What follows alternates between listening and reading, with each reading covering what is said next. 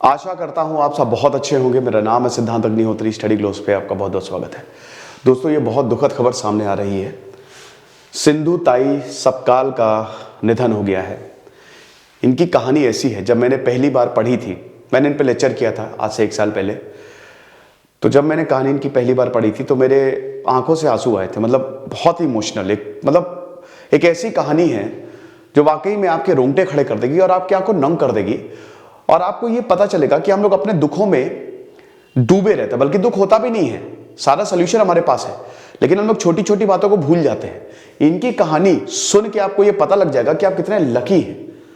इतना कुछ सहने के बावजूद, कितने जुल्म के समाज ने इनके ऊपर, अभी हम जब कहानी सुनेंगे इनकी, आप परेशान हो जाएंगे कि क्या ऐसा भी हो सकता है, ऐसा होता है। इतने जुल्म किए, शमशान घाट में रहिए, जो लोग कपड़े फेंक जाते थे वो पहनती थी, लेकिन उसके बावजूद इन्होंने हजारों अनाथों को पाला। अनाथों की मां, मदर ऑफ ऑर्फन्स इनको बोला जाता है। इतने अवार्ड्स हैं कि गिनते गिनते मतलब गिनती कम पड़ जाए, इतने अवार्ड्स हैं। इतने एनजीओ से जुड़ी है ये। हम इनकी कहानी की बात करेंगे दोस्तों।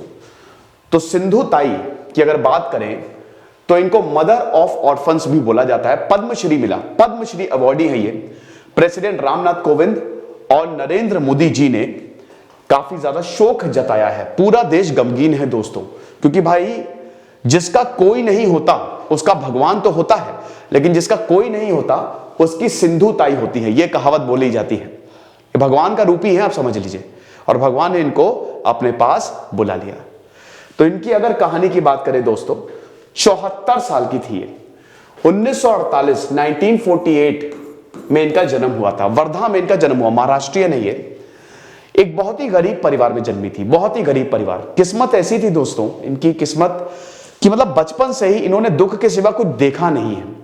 बचपन दुख, जो परिवार था वो चरवाहा, मतलब बहुत ही गरीब चरवाहे थे, है ना, भेड़ बकरियों को चराते थे। पैसा था नहीं। पढ़ने लिखने का बहुत ज्यादा शौक, पढ़ने लिखने का बहुत ज्यादा शौक। 4वीं तक पढ़ी है, उसके बाद परिवार ने इनकी पढ़ाई छुड़ा दी। She was the unwanted child. वैसे ही बहुत सारे बच्चे हो चुके थे, तो इनके माता पिता नहीं चाहते थे कि ये पैदा हो, लेकिन ये पैदा हो गई।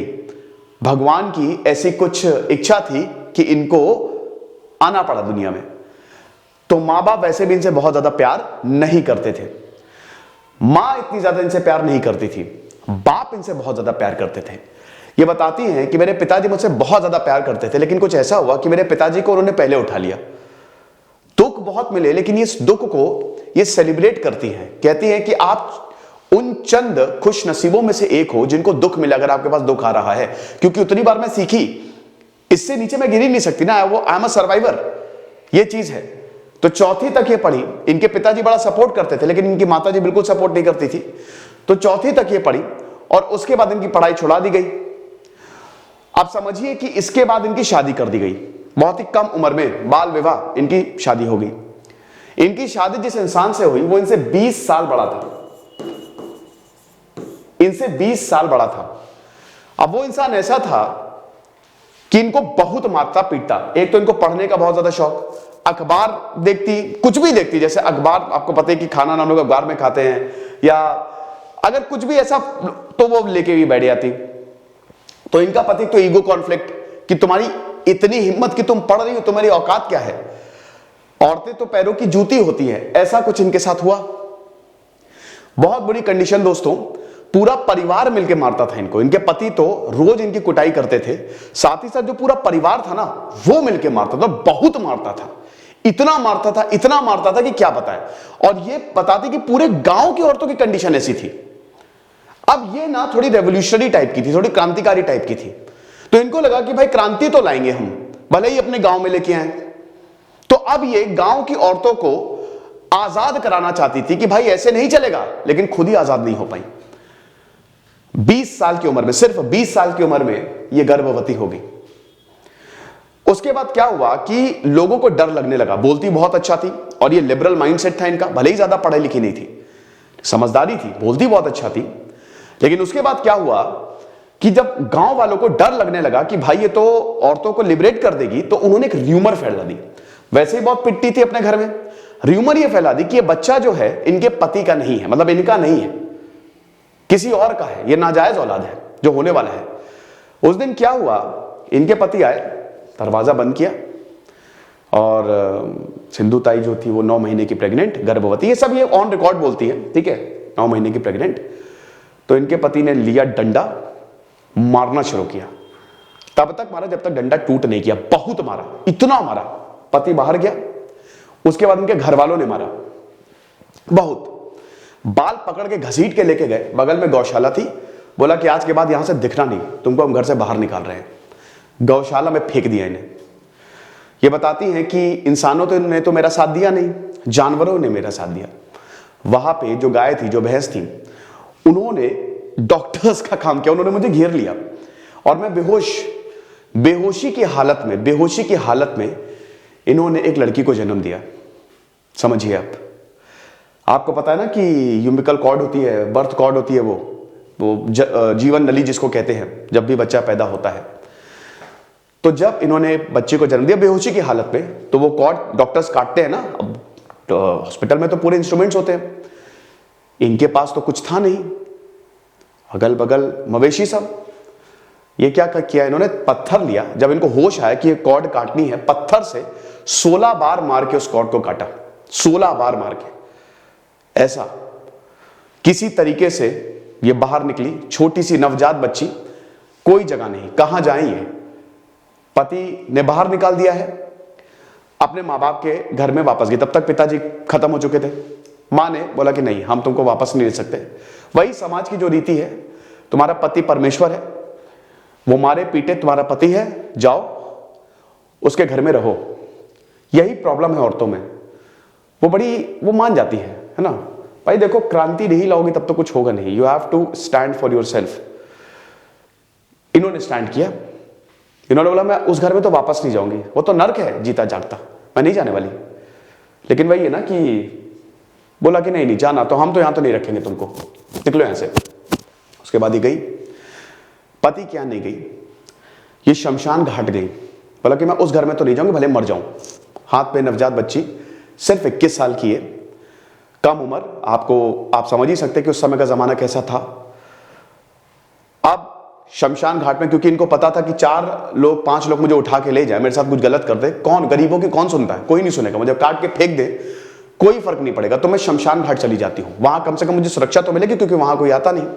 शमशान घाट में रहने लगी। खाने को कुछ नहीं मिलता था, वही जो लोग फेंक जाते थे, जो कपड़े, वही ये पहनती थी। अब लोग जब आते थे तो इनको भूत समझ लेते थे, तो लोग वैसे भी थोड़ा डरते थे कि भाई वो शमशान घाट में तो भूत रहता है। लेकिन कोई बात नहीं, किसी तरीके से इन्होंने अपना पालन पोषण किया। अच्छा, जो भी इनको खाना मिलता था, इनकी ना दान की आदत थी, बचपन से ही दान की आदत थी, दान पुण्य करने में विश्वास रखती थी, बचपन से ही था। तो उन्होंने दान पुण्य किया। जो भी भूखा आता था, इनके पास कुछ भी रहता था, आधा उसको दे देती थी। एक बार इनका नर्वस ब्रेकडाउन हो गया, मतलब बस अब मुझे सुसाइड करना है, अब मैं नहीं जिंदा रह सकती। और तो ये क्या किया इन्होंने सुसाइड करने बस जा ही रही थी। इनका 3 बार वैसे कोशिश कर चुकी थी आत्महत्या की, लेकिन सफल नहीं हुई। अच्छा वो सफल नहीं हुई। तो इनको एक गरीब आदमी मिला, एक बाबा था, वो बोल रहा था कि मतलब मुझे भी सुसाइड करना है। शमशान घाट में बैठा हुआ था कि मैं भी मरना चाहता हूं। वहां पे इनका थोड़ा माइंडसेट चेंज हुआ, मुझे भी सुसाइड करना, मुझे मार दो, मुझे कोई नहीं पूछता है। तो उन्होंने कहा कि अच्छा, खुद इनके पास 2 रोटी थी, तो कुछ खा के मरो, ऐसे भूखे पेट ना मरो, एसिडिटी हो जाएगी। ये मैं खैर अपनी तरफ से ऐड कर रहा हूं। इनको फिर एक पर्पस मिला कि यार मरना इज नॉट द सॉल्यूशन। वो इंसान मर रहा है, मैं उसको दिलासा दे रही हूं मत मरो, और मैं मरने जा रही हूं, मैं क्या कर रही हूं? तो मरना इज नॉट द सॉल्यूशन, हम मदद करते हैं। अब मदद करें कैसे?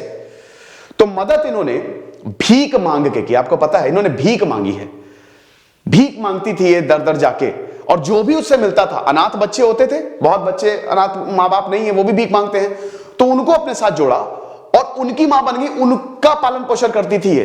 बोला कि तुमको कुछ करने की जरूरत नहीं, मैं काम करूंगी। उसके बाद फिर इन्होंने मंदिरों में गाना गाया। अब इनकी आवाज बड़ी अच्छी थी, मंदिरों में गई है, मंदिरों में गाना गाया। और वही है ना कि फिर स्पिरिचुअल एनलाइटनमेंट, जब मंदिरों में इतनी आवाज अच्छी थी, इतनी आवाज अच्छी थी कि क्या पता। ट्रेनों में जाती थी, भीख मांगती थी, तो टीटी इनको बाहर फेंक देते थे कि तुम्हारे जैसे बहुत आते। चलो वैसे भी टीटी आपको पता ही है, टिकट ना हो तो पता नहीं इतना बड़ा ऐसा लगता है कि आतंकवादी है, ऐसे बिहेव करते हैं, है ना। मैं खुद जा रहा था दोस्तों, एक बार अभी दिल्ली ही जा रहा था, तो वहां पे एक लड़का था, उसने टिकट नहीं लिया था, नहीं लिया होगा, उसके साथ उसकी बहन भी थी। वो आया, इससे व्यवहार मतलब ऐसा बिहेव किया कि मतलब वो आतंकवादी की कहता चलती ट्रेन में तुमको फेंक देंगे, तुम्हारे जैसे बहुत आते हैं। क्या बताएं। फिर उसके बाद लोगों ने इंटरप्ट किया कि आप क्या कर रहे हैं, उसका टिकट काटो, वो दे तो रहा है पेनल्टी। तो यही सब चीजें हैं। एनीवे, तो अब क्या हुआ कि फिर सिंधु ताई जो है वो ट्रेनों में भीख मांगती थी। एक बार क्या हुआ कि ये बताती हैं कि वो गांधी जी का एक चैप्टर नहीं है, निर्बल के बलराम, जब आप उनकी किताब पढ़ेंगे एक्सपेरिमेंट्स विथ माइंड, तो उन्होंने चैप्टर निर्बल के बलराम, तो इनको पहली बार ये एहसास हुआ कि भगवान है कैसे। एक बार क्या हुआ कि इनको कहीं जाना था, टिकट के पैसे इनके पास थे नहीं, तो टिकट के पैसे इनके पास थे नहीं, तो इन्होंने क्या किया, ये बस में चढ़ी। उस समय मंदिर में गाना लगाती थी, किसी तरीके से अपना पेट भर रही थी वहां पे, तो मंदिर में चढ़ी तो कंडक्टर ने लात मारी इनको कि निकलो यहां से, तुम पैसे से है नहीं तुम्हारे पास। और क्योंकि भाई अब देखिए इनके पास जो कपड़े थे बिल्कुल फटे चिथड़े रहते थे, है ना, लग्जरी तो बिल्कुल थी नहीं, तो जो भी कोई दे जाता था वही पहनती थी। तो उन्होंने नहीं जाने देंगे, तो उन्होंने मैं ऐसी बस में जाऊंगी, कहते निकलो, तुम्हारे पास टिकट नहीं, और तुम्हारे जैसे लोग यहाँ पे फिर तुम्हारे साथ कोई बैठेगा नहीं, भागो ऐसे, भगा दिया इन्हें। तब तक क्या हुआ कि एक भिखारी आया और इनसे बोला कि अरे आप वही है ना जिन्होंने कल गाना गाया था मंदिर में, इतना सुरीली आवाज थी, प्लीज आप मेरे पास एक बार चाय पी लीजिए, बस एक बार। तो सिंधु ताई उतर के बोला कि चलो मैं अगली बस में चली जाऊंगी। मौसम खराब था, एकदम तूफानी मौसम। ये चाय पीने गई और उसके बाद वो बस छूट गई। 1 घंटे बाद ये पता चला कि उस बस का एक्सीडेंट हो गया और उसमें सब कोई मर गया। जो कंडक्टर इनको मना कर रहा था कि तुम आना नहीं, खत्म हो गया वो। तब इनको पता चला कि भगवान तो है। पता है कैसे? क्योंकि उस भिखारी को इन्होंने पूरे बस स्टैंड पे ढूंढ डाला, वो मिला ही नहीं। लोगों ने कहा कि भाई ऐसा तो कोई आता भी नहीं यहां पे, वो मिला ही नहीं। ये होता भगवान की शक्ति। Purpose is important. उसके बाद फिर क्या हुआ, ये कुछ संस्थाओं से जुड़ी, बोलती बहुत अच्छा थी। आसपास के बच्चों को, आदिवासी बहुत सारे रहते थे, उन महिलाओं से उन्होंने बातचीत करना शुरू की। संस्था के संपर्क में बहुत सारी एनजीओ के साथ, दोस्तों 10 से 12 एनजीओ के साथ ये जुड़ी है।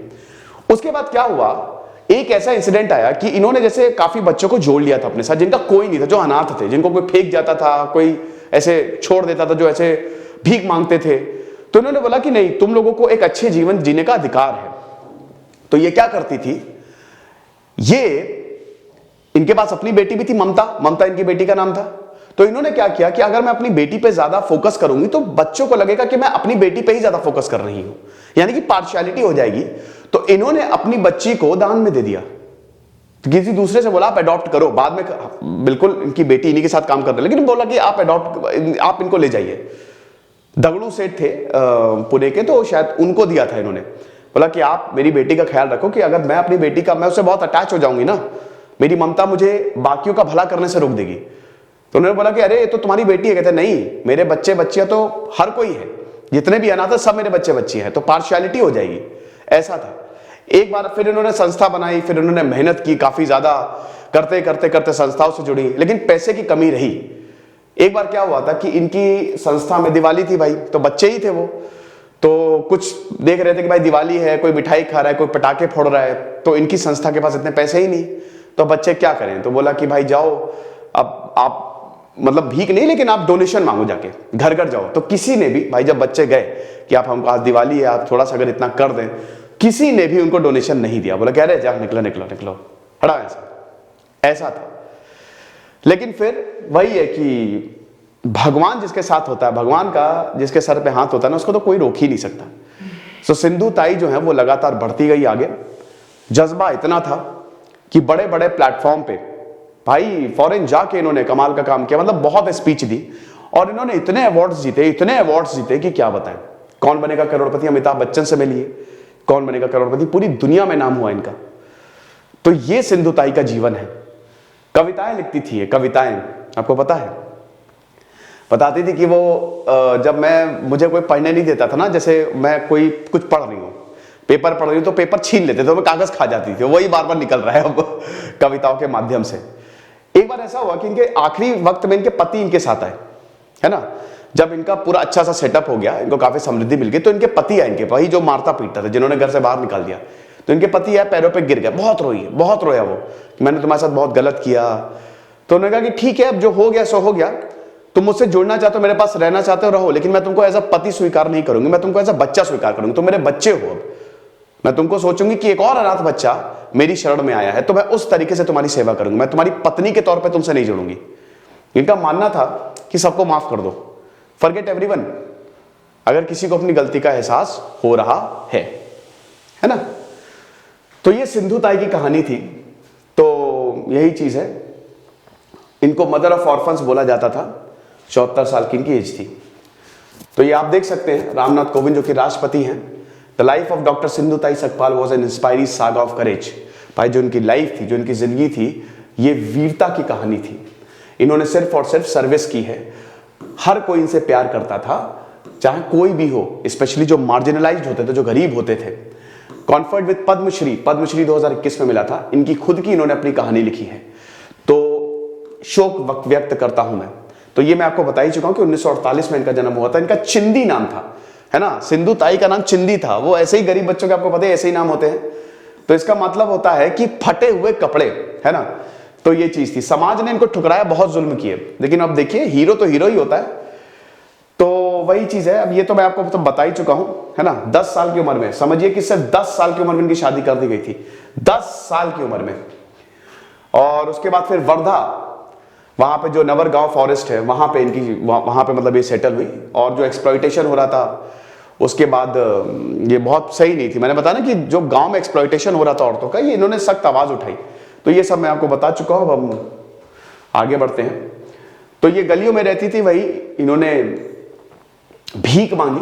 और उसके बाद वही है कि बहुत सारे, सैकड़ों ऐसे बच्चे हैं जिनको जरूरत है मेरी। और उसके बाद इन्होंने सारे बच्चों को अडॉप्ट करना शुरू किया, सब बच्चों को जोड़ना शुरू किया इन्होंने। और वही चीज है कि इसीलिए इनको माई का टाइटल मिला, जिसका नाम ही होता है मदर। इन्होंने 1500 अनाथ बच्चों को नर्चर किया। ग्रैंड फैमिली इनकी 382 sons in laws and 49 daughters in laws. आपको बता दूं कि इनके बच्चे जो थे, उन्होंने पूरी दुनिया में कमाल कर दिया यार। मतलब कुछ बच्चे जो बहुत ही गरीब थे, एक ने तो पीएचडी की है। मतलब सबने बहुत, क्योंकि इन्होंने पढ़ाया, बच्चों को पढ़ाया, अच्छी शिक्षा दी, तो कोई पीएचडी, कोई डॉक्टर, कोई इंजीनियर हुआ, ऐसा था। तो उसके बाद पद्मश्री, जो कि 3rd हाईएस्ट सिविलियन अवार्ड होता है, Bharat Ratna, Padma Vibhushan, Padma Bhushan, then Padmashri 4th highest civilian award होता है, वो इनको मिला। 750 से ज्यादा अवार्ड्स मिल चुके हैं, बहुत अवार्ड मिले इनको, इतने अवार्ड मिले, इतने अवार्ड मिले कि क्या बताएं। तो 2010 में इनके ऊपर एक मूवी भी बनी थी, मां सिंधु ताई सपकाल। और उसके बाद 54th लंदन फिल्म फेस्टिवल में इनकी, आप ये देख सकते हैं, मी सिंधु ताई सपकाल। मी मतलब ये मराठी में मैं होता है।